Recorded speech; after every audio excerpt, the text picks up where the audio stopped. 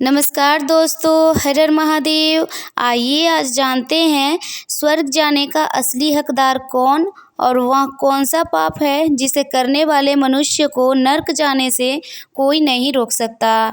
आज एक प्राचीन कथा के माध्यम से हम जानेंगे कि पूजा पाठ, दान धर्म, जप तप आदि प्रकार के करोड़ों पुण्य के काम करने के बाद भी कुछ मनुष्य नर्क में ही क्यों जाते हैं तथा अत्यधिक घोर पाप करने पर भी कुछ मनुष्य को स्वर्ग की प्राप्ति किस पुण्य के कारण मिलती है।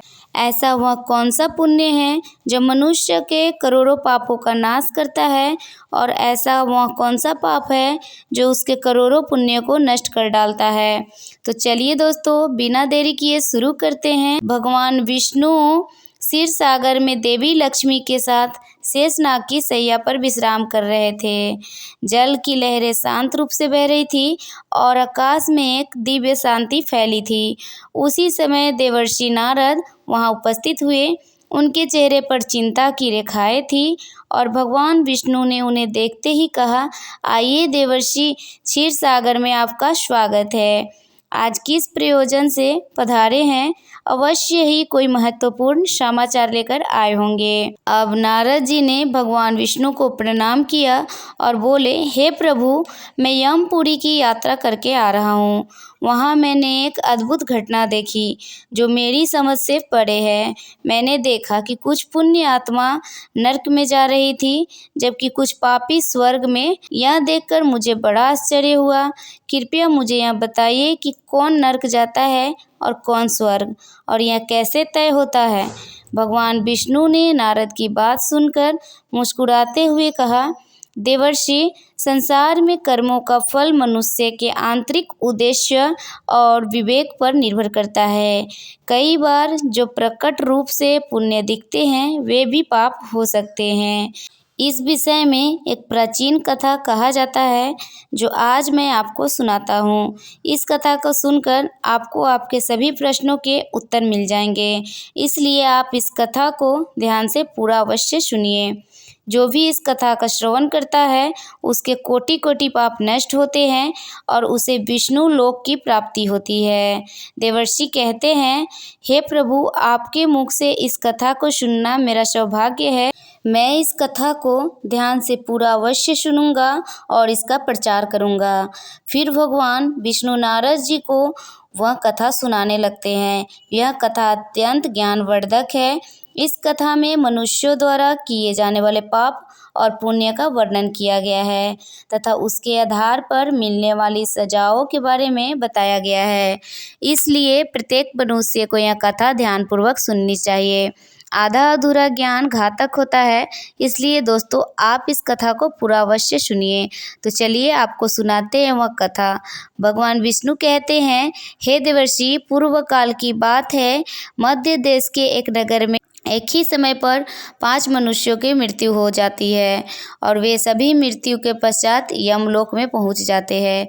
यमलोक पहुंचने पर वहां का दृश्य देखकर वे सभी भयभीत हो जाते हैं। उनका अंग अंग कांपने लगता है।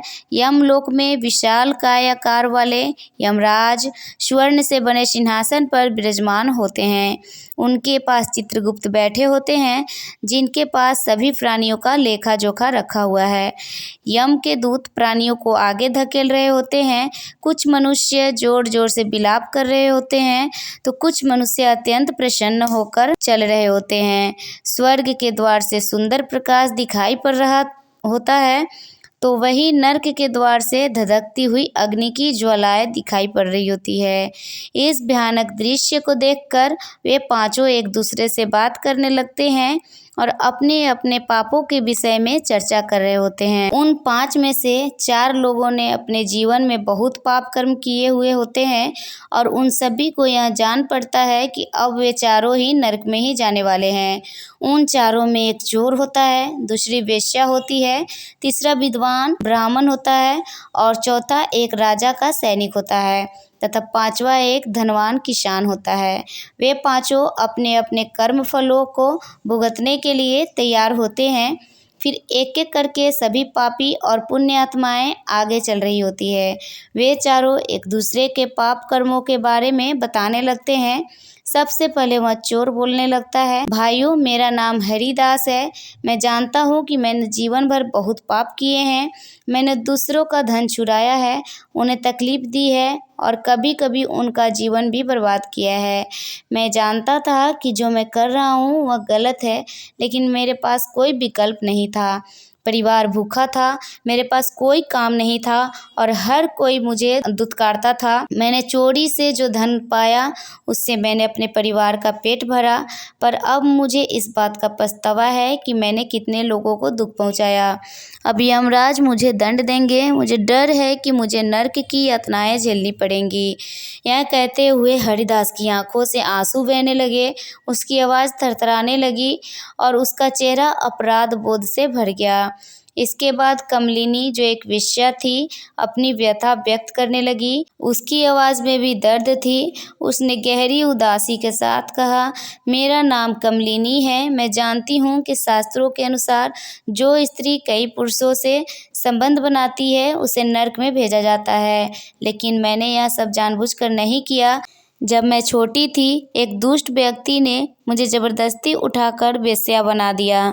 मेरी इच्छा नहीं थी कि मैं जीवन जीऊँ। मैं चाहती थी कि मैं किसी सम्मानजनक जीवन में होती, लेकिन मेरे पास कोई रास्ता नहीं था।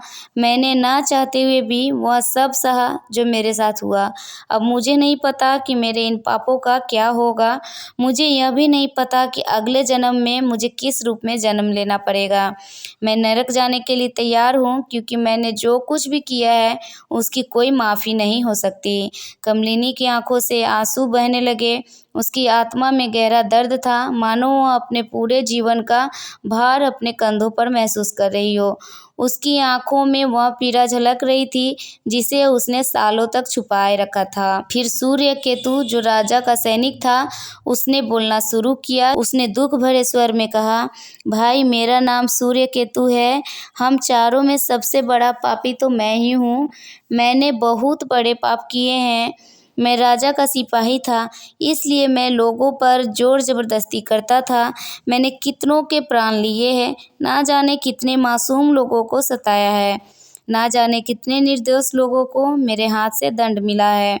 यमराज मुझे कभी क्षमा नहीं करेंगे और मैं निश्चित ही नरक में ही जाऊंगा।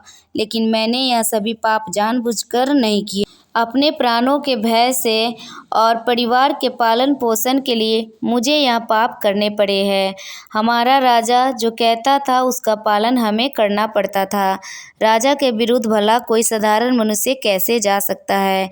यह सभी पाप करते हुए मुझे अत्यंत दुख भी होता था और मैं जानता था कि यह पाप करने से मुझे नरक की ही प्राप्ति होगी, किंतु परिवार के मोहवश होकर मैं यह काम किया। लेकिन पाप तो पाप होता है, पाप करके पश्चाताप करने का क्या फ़ायदा। इसलिए मेरा नरक में जाना तो तय है। उसके बाद वह विद्वान पंडित बोलता है, भाई हम चारों में से सबसे बड़ा पापी तो मैं हूँ। तुम लोगों ने जो पाप किए हैं वह जाने अनजाने में किए हैं, या किसी ने तुमसे ज़बरदस्ती करवाए हैं, या मजबूरी में किए हैं, किंतु मैं तो विद्वान था। मैं सब सत्य असत्य जानता था। मुझे सच और झूठ का ज्ञान था, लेकिन फिर भी मैंने धन के लोभ में यह पाप किए हैं। शास्त्र कहते हैं कि जो सब कुछ जानकर भी पाप करता है वह निश्चित ही नरक में गिरता है। मैंने अपने ज्ञान का दुरुपयोग किया है। मैंने अपने ज्ञान का उपयोग लोगों की सहायता के लिए नहीं, बल्कि धन को कमाने के लिए किया है। मेरे घर की परिस्थिति अत्यंत गरीब थी। मेरे पिता भिक्षा मांगकर गुजारा करते थे, लेकिन मैंने अपने घर की गरीबी को दूर करने के लिए धन लेकर ज्ञान देने की चेष्टा की है। शास्त्र कहते हैं कि जो विद्वान ब्राह्मण अपने ज्ञान का दुरुपयोग करता है उसे निश्चित ही नरक में जाना पड़ता है। मैंने लोगों को ज्ञान देने के बदले में उनसे धन लिया है, कभी किसी को मुफ्त में ज्ञान नहीं दिया।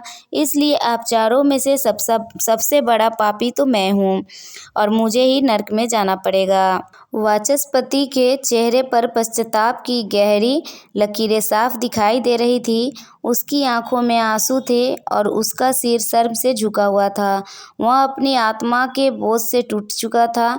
इन चारों की बात सुनकर महिपाल, जो एक घमंडी किसान था, हंसने लगा। उसके चेहरे पर घमंड और अहंकार साफ दिख रहा था।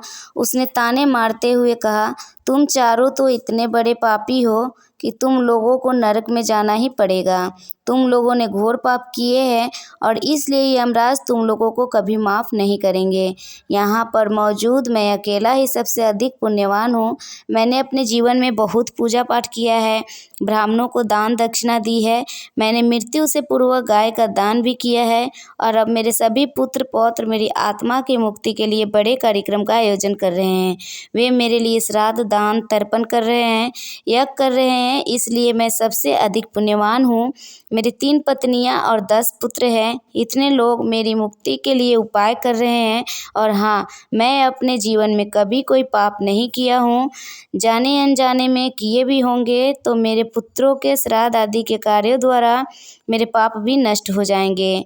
मैं नित्य देव पूजा करता था, मंदिर जाता था, पर आए अतिथियों को भोजन कराता था। इसलिए मुझे पूरा विश्वास है कि यमराज मुझे नरक में नहीं डालेंगे और मुझे मोक्ष की प्राप्ति निश्चित ही होगी।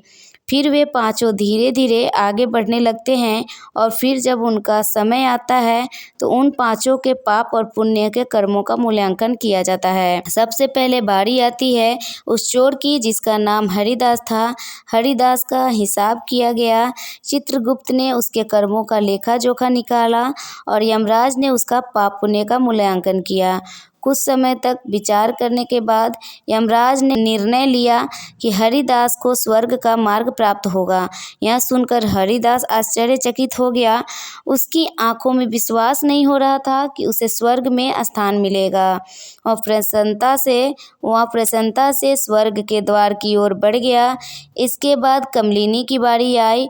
चित्रगुप्त ने उसके कर्मों का लेखा जोखा निकाला और यमराज ने उसके पाप पुण्य का मूल्यांकन किया और कुछ देर तक विचार करने के बाद उसके पाप पुण्य का मूल्यांकन करके यमराज ने उसे भी स्वर्ग में जाने के लिए कहा।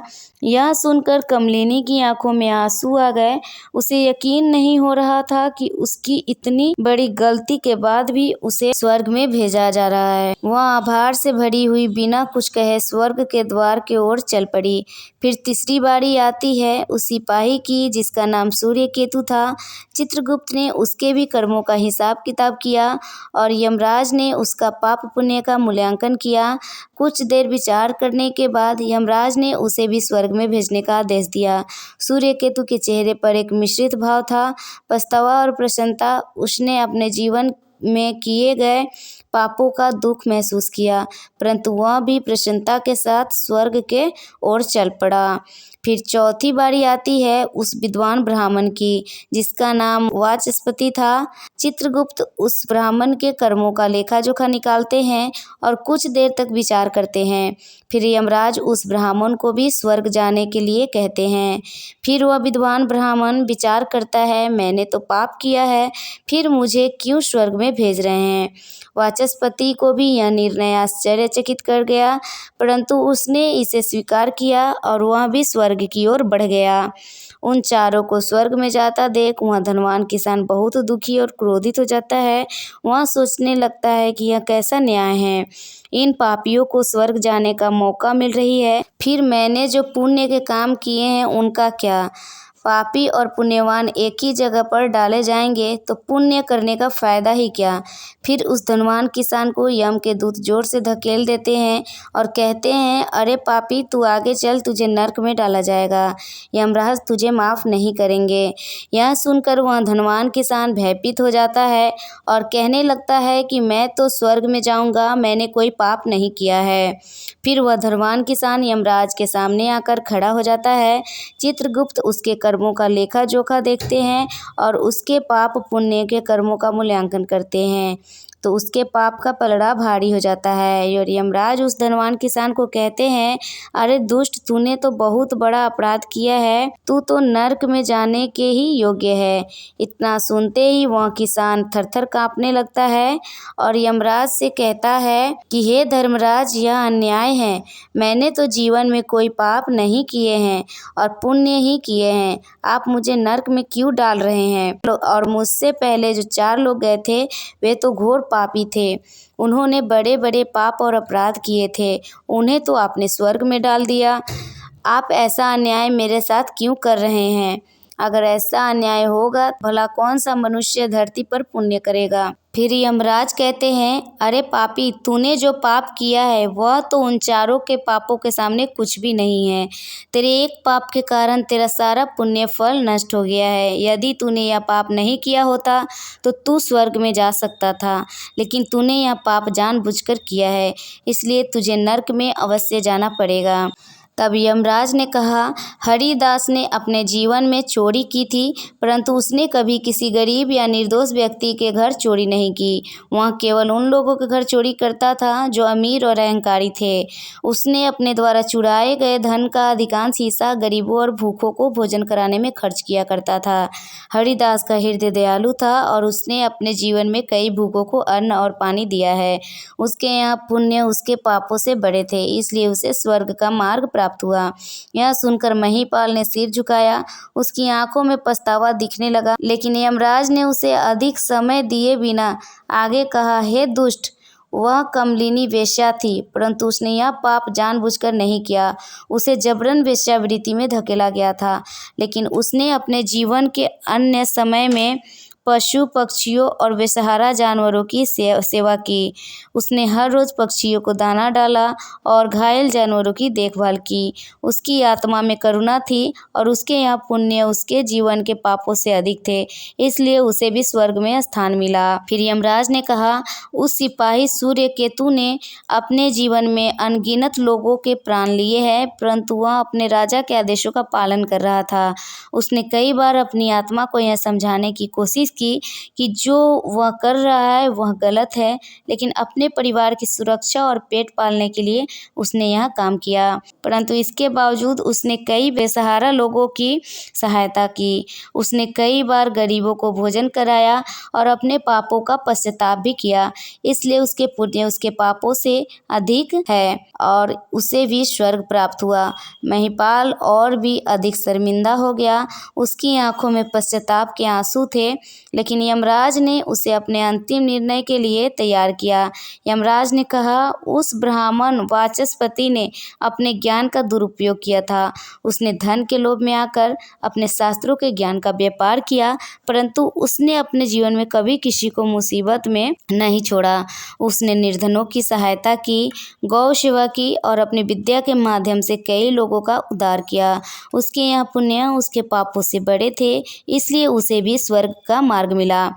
इतना सुनकर वह धनवान किसान बोलता है, हे धर्मराज, इन चारों ने जो भी पुण्य किए हैं वह तो मैंने भी किए हैं, बल्कि उनसे ज़्यादा किए हैं। फिर भी मैंने ऐसा कौन सा पाप किया है जो मुझे नरक में भेजा जा रहा है।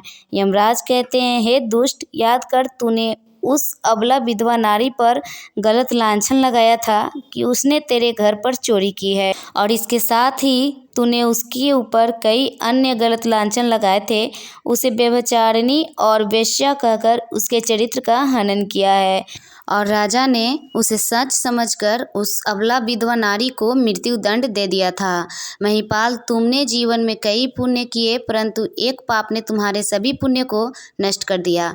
तुम्हारा झूठा आरोप वह निर्दोष स्त्री पर जिसने उसकी जान ले ली, वह तुम्हारे सारे पुण्य का विनाशक बना। मनुष्य के पुण्य और पाप दोनों ही उसके कर्मों का फल होते हैं, लेकिन दूसरों पर झूठे आरोप लगाने का पाप सबसे बड़ा होता है और इसका प्रायश्चित नहीं हो सकता, इसलिए तुम्हें नरक जाना ही होगा। महिपाल भयभीत हो गया। उसने कांपते हुए कहा, परंतु मैंने ऐसा जानबूझकर नहीं किया। मुझे नहीं पता था कि मेरे इस आरोप से उसकी मृत्यु हो जाएगी। मैं केवल अपने धन की रक्षा कर रहा था। यमराज कहते हैं, पापी मनुष्य ब्रह्म हत्या, चोरी, मदिरा पान आदि प्रकार के घोर पापों से भी प्रायश्चित करके मुक्त हो सकता है, किंतु दूसरों पर गलत लांछन लगाने वाले पर कोई प्रायश्चित नहीं है। जो दूसरों पर गलत आरोप करता है, सत्य जानकर भी दूसरों को झूठ कहकर उनके ऊपर दोष डालता है, वह तो सबसे बड़ा पापी है। उसके द्वारा किए गए सभी पुण्य नष्ट हो जाते हैं। इसलिए तूने जितने भी पुण्य किए हैं वे सभी उस एक पाप के कारण नष्ट हो गए हैं। महिपाल की आंखों से आंसू बहने लगे। उसकी आवाज़ कांप रही थी जब उसने कहा, हे धर्मराज, मैंने अपने जीवन में अनेकों दान किए, देवताओं की पूजा की, ब्राह्मणों की सेवा की थी, परंतु यह एक पाप जिसे मैंने सोचा भी ना था कि इतना बड़ा होगा, मेरे सारे पुण्य नष्ट कर देगा। क्या कोई प्रायश्चित नहीं है जिससे मैं इस पाप से मुक्त हो सकूं? यमराज ने उसे कठोरता से देखा और कहा, नहीं महिपाल, तुमने अपने जीवन में उस निर्दोष स्त्री पर जो आरोप लगाए थे, उनका परिणाम यह है कि तुम्हारे पुण्य सभी नष्ट हो गए। अब तुम्हें नरक की यातनाओं का सामना करना पड़ेगा। फिर यमराज यमदूत को कहकर उस पापी किसान को नरक ले जाने के लिए कहते हैं। महिपाल यमराज के इस कठोर निर्णय से टूट चुका था। वह रोता बिलखता यमदूत के द्वारा नरक की ओर ले जाया गया। उसके मन में केवल पछतावा और गिलानी थी। देवर्षि, इस प्रकार से उन चारों ने पाप करके भी उन्हें स्वर्ग की प्राप्ति हुई, किंतु उस किसान ने जघन्य अपराध किया है। किसी अबला स्त्री पर गलत लांछन करके उसका चरित्र हनन किया है। एक स्त्री सदा ही पूजनीय है। जो भी पुरुष स्त्री पर गलत आरोप करता है उसे महापाप लगता है। कभी किसी स्त्री की दुर्बलता का फायदा नहीं उठाना चाहिए। पराई स्त्री को सदैव ही माता समझना चाहिए। जो पराई स्त्रियों पर गलत दृष्टि डालता है उसे पाप ही लगता है। जो विधवा दुखिया स्त्री को सताता है उसे नरक में जाना पड़ता है। मनुष्य को कभी भी असत्य का मार्ग नहीं अपनाना चाहिए। सत्य के मार्ग पर चलकर ही स्वर्ग की प्राप्ति होती है। असत्य का साथ देने से मनुष्य के सभी पुण्य नष्ट हो जाते हैं। तो दोस्तों, कभी किसी पर गलत आरोप नहीं करना चाहिए। सत्य जानकर भी असत्य का साथ नहीं देना चाहिए। जो दूसरों पर गलत आरोप डालता है उसे यमराज कभी क्षमा नहीं करता। उम्मीद है कि यह कथा आपको पसंद आई होगी। अगर कथा आपको अच्छी लगी हो तो वीडियो को लाइक, शेयर और चैनल को सब्सक्राइब जरूर कर लीजिएगा। तो भगवान भोलेनाथ और विष्णु की कृपा हमेशा आपके और आपके पूरे परिवार पर बनी रहे, यही कामना करते हुए मैं वीडियो को समाप्त करती हूँ। धन्यवाद। हर हर महादेव।